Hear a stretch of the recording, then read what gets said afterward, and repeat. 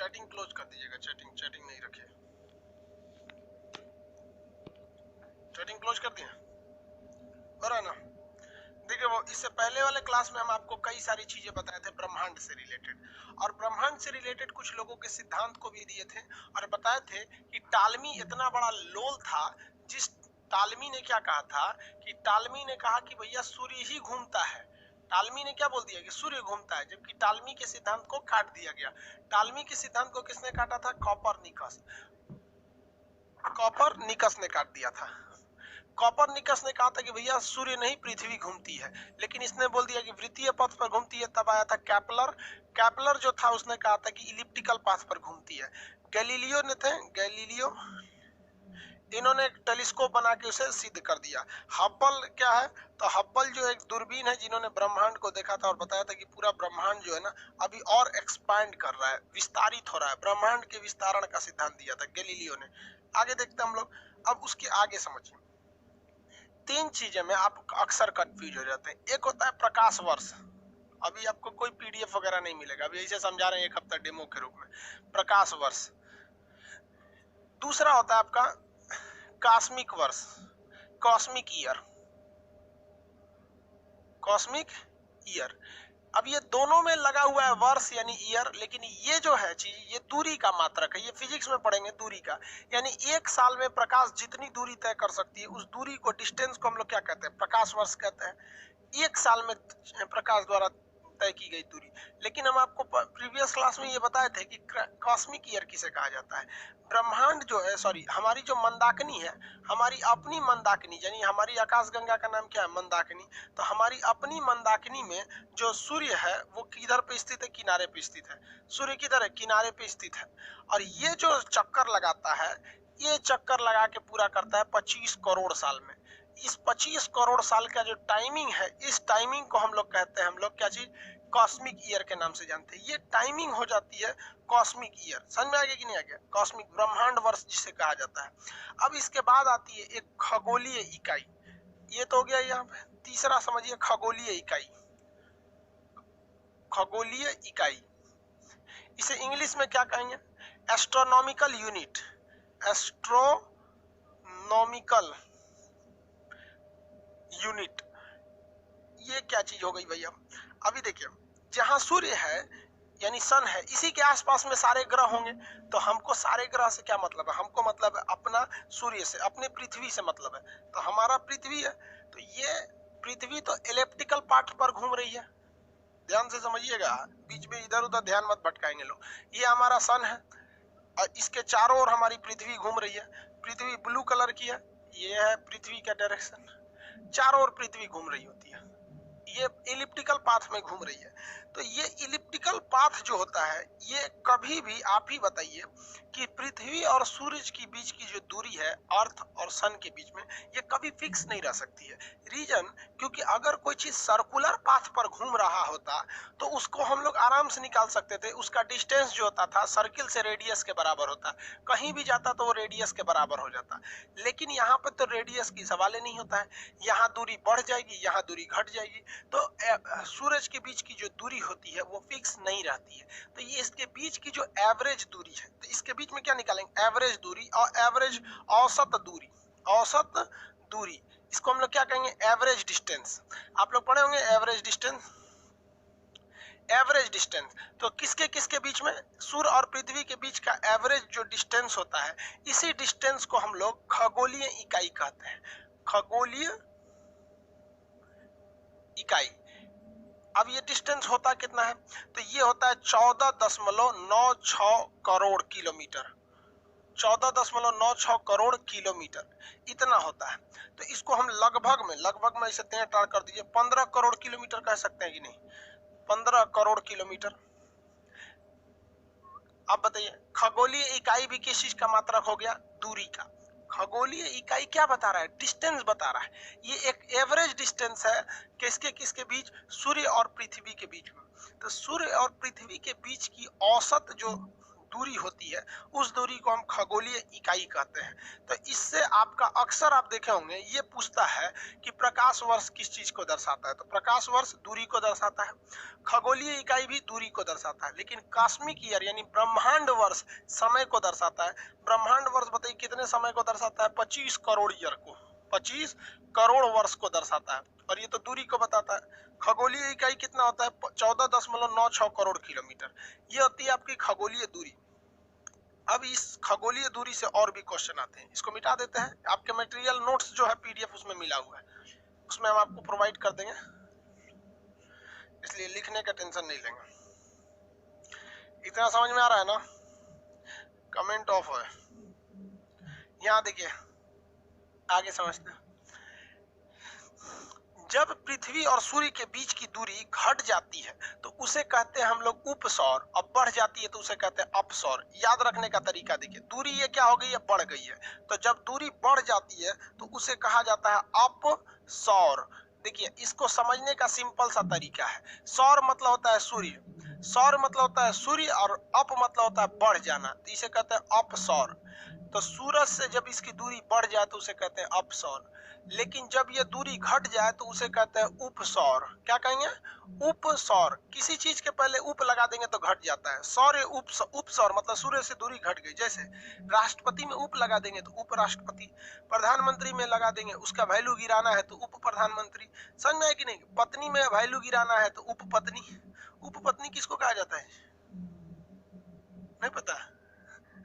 ये सबको पता है। तो ये हो गया अपसौर उपसौर। लेकिन इसमें पगला जाएगा सर सीबीएसई बोर्ड वाला कि सर हिंदी मीडियम वालों को आपने तो ट्रिक बता दिया, और इंग्लिश मीडियम वाला कहाँ जाएगा सर? तो वो भी देखो भाई, कोई चीज बढ़ जाना मतलब उसकी वैल्यू ज्यादा है, ए ग्रेड का है। कोई चीज बढ़ गया मतलब उसकी वैल्यू ज्यादा है, कितने ग्रेड का, ए ग्रेड का, तो इसे कहते हैं एपीहेलियन। क्या कहेंगे, एपीहेलियन। सीबीएसई वाला इसको क्या कहता है, एपीहेलियन। और इसका घट गया तो इसे कहता है पेरीहेलियन, पेरीहेलियन कहते हैं।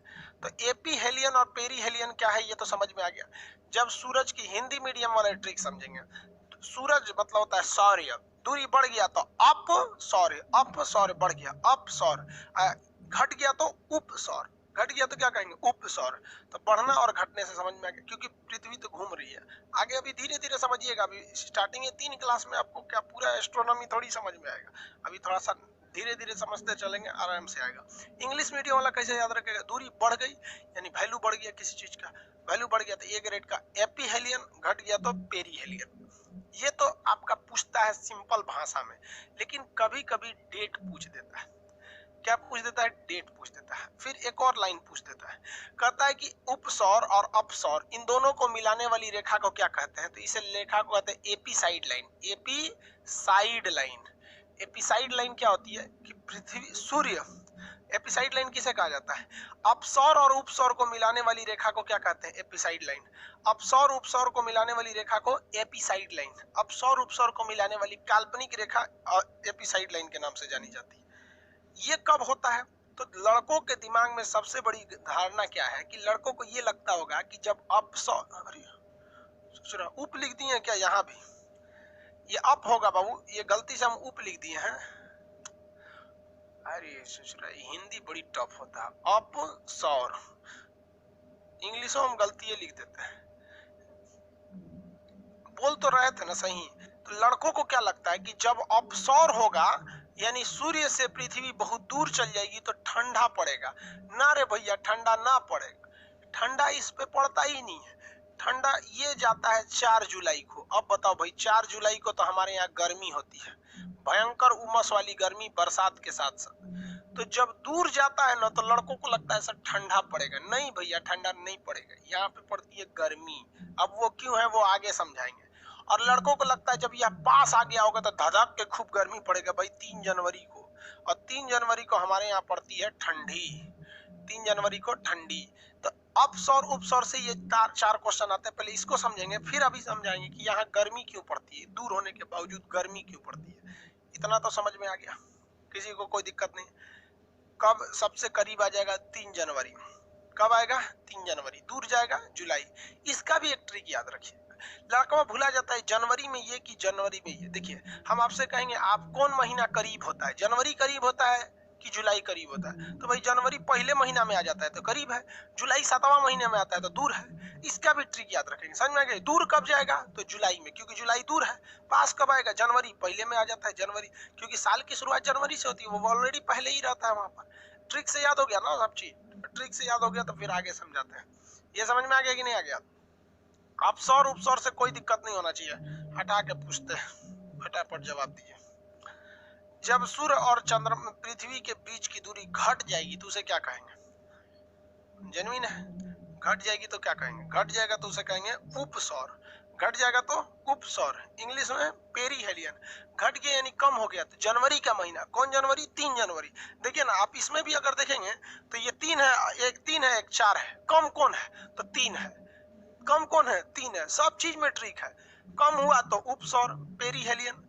जनवरी और जुलाई में कम कौन है तो जनवरी कम है, 3 और 4 में कम कौन है तो 3 कम है। एकदम ट्रिक से याद हो जाएगा यहाँ पे, समझ में आ गया? अब ये समझते हैं कि गर्मी यहाँ पे क्यों पड़ा जबकि यहाँ पे ठंड पड़ना चाहिए। इसका भाई बात समझ जाते हैं भाई। ये डिपेंड करता है कि हमारी जो पृथ्वी है, या ये सॉरी पृथ्वी, ये किस डायरेक्शन में है, कितनी झुकी हुई है, ये झुकाव पर डिपेंड करता है। अब देख लीजिए, हम आपको इंक्लाइन दिखा देते हैं। देखिए, अब ये डाउट होता है कि ये पास आने पे भी यहाँ ठंड क्यों पड़ने लगती है, यही ना है। यहाँ से इसको समझा देते हैं कि भाई ये पास आने के बावजूद यहाँ पर ठंड क्यों पड़ने लगती है, और ये दूर होने के बावजूद यहाँ गर्मी क्यों पड़ने लगती है। तो समझिए ध्यान से, पृथ्वी जो है वो सीधा नहीं है, वो झुकी हुई है। पृथ्वी कैसी है? झुकी हुई है, अपने एक्सिस पर पृथ्वी झुक गई हुई है। अब ये देखिए, पृथ्वी को हम झुका दिए हैं, जैसे इधर झुकी हुई है ऐसे ही तो घूमते घूमते आएगी और इधर भी पृथ्वी झुकी रहेगी। तो पृथ्वी अपने अक्ष पर झुकी हुई है 22.5 डिग्री। कितने डिग्री झुकी है? 22.5 डिग्री झुकी हुई है, दोनों साइड से, इधर भी तो इधर भी। तो ये झुकी हुई है। अब यहीं पे समझना है आपको मैप से कि भारत किधर में है।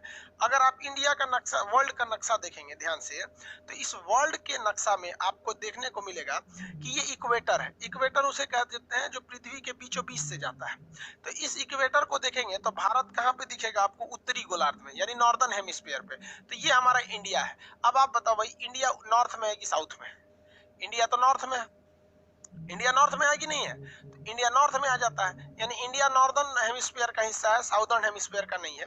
यानी पृथ्वी को अगर गोल भी देखेंगे तो उसके ऊपरी भाग में हमें इंडिया मिलेगा, दक्षिणी भाग में हमें बाकी के देश मिलेंगे। तो हमें इंडिया से मतलब है। ये बताओ भाई, यहाँ पे अगर आप देखिएगा तो इस ग्लोब में इंडिया कहाँ दिखेगा? ऊपर वाले हिस्सा में कि नीचे वाले हिस्सा में? अब आप बताइए, इंडिया किधर मिलेगा? इसको हम 2 भाग में बांट देते हैं। इंडिया किधर रहेगा, ऊपर या नीचे? अब भाई इंडिया किधर रहेगा? ऊपर वाले हिस्सा में रहेगा। तो हम एक गोल डॉट बना दे रहे हैं कि भैया ये ऊपरी हिस्सा में इंडिया है, और इधर भी हम एक गोल डॉट बना दे रहे हैं कि ऊपरी भाग में इंडिया है। ये इंडिया है। अब आप बताइए कि पृथ्वी यहाँ पर घूमेगी, तो पृथ्वी तो ऐसे घूमती है अपने अक्ष पर, दिन रात अभिन्न होता है, ऐसे ऐसे घूमती है। तो यहाँ देखिए, वो भले दूर है लेकिन सूर्य की किरणें सीधे किस पर पड़ रही है? इंडिया पर। सूर्य की किरणें सीधे इंडिया पे पड़ रही है। तो किरण जो है ना, सूर्य कैसा चल रहा है? सीधा। सूर्य एकदम सीधा चमक रहा है, इसीलिए ये दिन कौन सा पड़ता है? गर्मी पड़ती है। ये दिन गर्मी पड़ता है। ये भले दूर है, 4 जुलाई को ये दूर हो जाती है, तो दूरी भले है लेकिन सूर्य की किरणें तो सीधी पड़ रही है। तो गर्मी और ठंडा सूरज से करीब और दूर होने पे डिपेंड नहीं करता है। गर्मी और ठंडा डिपेंड करता है कि सूर्य की किरणें सीधी पड़ रही हैं या तिरछी पड़ रही हैं। इंडिया जो है वो नॉर्दर्न हेमिस्फीयर का हिस्सा है और पृथ्वी झुकी हुई है। इसका झुकाव इस तरह से है कि जब ये दूर होती है तभी इसका इंडिया वाला पोर्शन सूर्य के आगे आता है, और ये ऐसे आती है जब इधर, तो इंडिया वाला पोर्शन उस साइड में चला जाता है। तो करीब होने के बावजूद भी वहां पे ठंडा पड़ता है। अब हम देखते हैं कितने लोग बता सकते हैं, कितने लोग बता सकते हैं। जरा देखिए कि इस नक्शे में, देखिए इस नक्शे में ऑस्ट्रेलिया को देखिए। ऑस्ट्रेलिया, यहां है ऑस्ट्रेलिया, ये ना ऑस्ट्रेलिया। ऑस्ट्रेलिया में ठंडी कब पड़ेगी? तो ऑस्ट्रेलिया पृथ्वी पे नीचे वाला भाग है, ऑस्ट्रेलिया नीचे वाला भाग है ना। देखिए ऑस्ट्रेलिया नीचे वाला भाग में। अब ऑस्ट्रेलिया में ठंडा देख लेते हैं कब पड़ता है। यहाँ लाल रंग, ऑस्ट्रेलिया ये है नीचे वाला भाग में। अब ये तो उल्टा हो गया, ऑस्ट्रेलिया क्या हो गया, उल्टा हो गया। तो जब हमारे इंडिया में गर्मी पड़ेगा जुलाई के महीना में, तो ऑस्ट्रेलिया में क्या पड़ेगा, ठंडा पड़ेगा। अब यहाँ ऑस्ट्रेलिया को देखिए, ऑस्ट्रेलिया नीचे वाले भाग में है तो ऑस्ट्रेलिया नीचे आ गया। तो जनवरी के महीना में जब इंडिया में ठंडी पड़ रही होती है, तो जनवरी के महीना में ऑस्ट्रेलिया में गर्मी पड़ रही होती है। इसलिए क्वेश्चन भी पूछता है कि किस देश में क्रिसमस का त्योहार गर्मी के दिन में मनाया जाता है। किस देश में क्रिसमस का त्योहार गर्मी के दिन में, तो देखिए ना, ऑस्ट्रेलिया में क्रिसमस का, ऑस्ट्रेलिया के जनवरी से पहले ही तो क्रिसमस होता है, दिसंबर में। तो उस समय ऑस्ट्रेलिया में गर्मी पड़ रही होती है। तो उपसौर अपसौर का कॉन्सेप्ट आप समझ में आ गया आप लोग को। देखिए, दूरी करीबी, इससे ध्यान देंगे, और गर्मी ठंडा का डिसाइड इस तरह से हम लोग करेंगे कि पृथ्वी कैसी है भाई, झुकी हुई है, इस वजह से यहाँ पे गर्मी और ठंडी का डिसाइड होता है। अपसौर उपसौर के बारे में आप लोग को पता चल गया। कॉस्मिक ईयर वगैरह ये सब भी हम आपको बता दिए, खगोलीय इकाई भी बता दिए, अपसौर उपसौर ये सब, एपिसाइड लाइन वगैरह सब बता दिए। समझ में आ गया कि नहीं आ गया, किसी को दिक्कत नहीं है?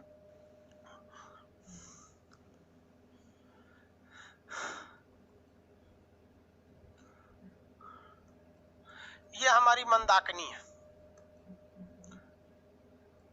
मंदाकिनी में तो कितने तारे होते हैं, 100 अरब तारे होते हैं। इस मंदाकिनी में ध्यान दीजिए, हमारा सबसे करीबी तारा कौन है, सूर्य है। सबसे करीबी तारा सूर्य।